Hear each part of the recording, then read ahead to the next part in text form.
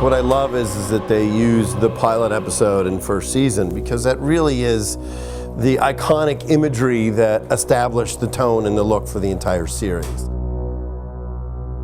For me to be able to help recreate those moments and give fans a unique taste and perspective on The Walking Dead, it's just something that doesn't happen all the time. So I'm really excited about it.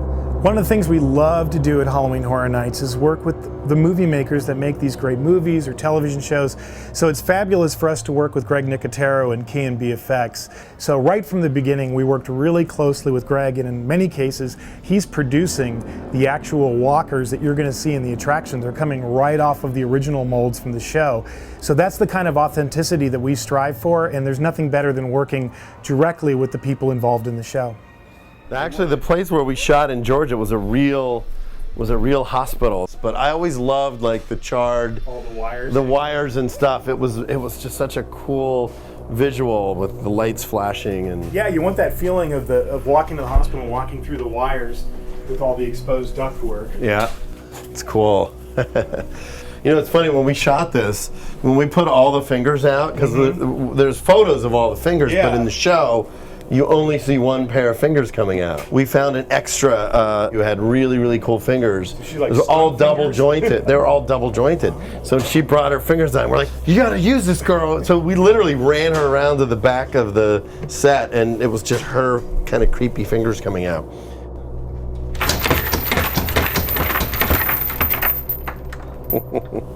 To actually step into it, I mean, it's definitely a dream come true for people who watch the show week after week. So for them to be able to walk down the hallway in the hospital and see the cafeteria doors with the fingers inside, it's fun for me because I was there when we shot it, and to walk on set and go, wow, it's going to give people an opportunity to experience it as if they were really there as well. You can't beat that kind of authenticity. Another one of my favorite scenes in The Walking Dead in season 1 is when Rick comes into Atlanta and he runs into that horde of walkers, and he has to take refuge in an Abrams tank. And so my art director, production designer Chris Williams, and I started talking about it, and I'm like, oh, you know, there's no way we're going to be able to do a tank. And then Chris, I saw that look in his eye, and he was like, oh, I think we can do it. Jon and I wanted to really emulate Atlanta in a big way.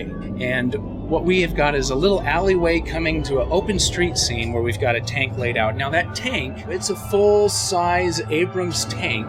Because of how tall it is, the tank is only 4 feet wide. It's kind of a sightline trick that we're playing.